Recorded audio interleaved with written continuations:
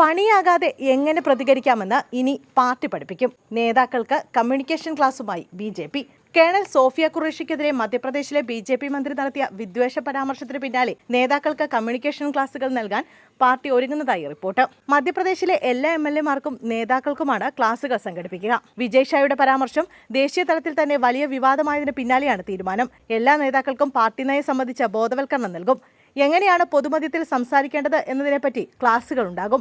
എവിടെ, എപ്പോൾ, എങ്ങനെ സംസാരിക്കണമെന്നും വിവാദങ്ങൾ ഒഴിവാക്കാനും കൃത്യമായ നിർദ്ദേശം നൽകും. ഏതെല്ലാം കാര്യങ്ങളിൽ തങ്ങൾ ഇടപെട്ട് സംസാരിക്കണം എന്നതിലും കൃത്യമായ മാനദണ്ഡം ഏർപ്പെടുത്തും.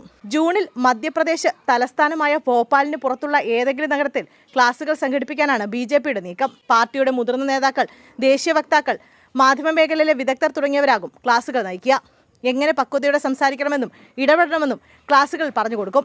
ഇതുവഴി പാർട്ടിയുടെ പ്രതിച്ഛായ തകരാതെ ഇടപെടാൻ നേതാക്കളെ പ്രാപ്തരാക്കുകയാണ് ലക്ഷ്യം. ബി.ജെ.പി. എല്ലാ കൊല്ലവും ഇത്തരത്തിൽ ക്യാമ്പുകൾ സംഘടിപ്പിക്കാറുണ്ടെന്നും ഇതാദ്യമല്ല ഇത്തരത്തിൽ ട്രെയിനിങ് ക്യാമ്പുകൾ സംഘടിപ്പിക്കുന്നതെന്നുമാണ് ബി.ജെ.പി. മാധ്യമവിഭാഗം തലവൻ ആശിഷ് അഗർവാൾ ഇന്ത്യ ടുഡേയോട് പറഞ്ഞത്.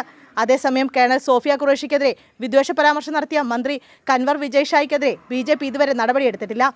വിഷയം കോടതി പരിഗണനയിലായതിനാൽ രാജി ആവശ്യപ്പെടേണ്ടെന്നാണ് ബി.ജെ.പിയുടെ തീരുമാനം. കോടതിയുടെ തീരുമാനം എന്താണോ അതിനൊപ്പം നിൽക്കുമെന്ന് പറഞ്ഞുകൊണ്ടാണ് സംസ്ഥാന നേതൃത്വം വിജയ് ഷായ്ക്കൊപ്പം നിൽക്കുന്നത്.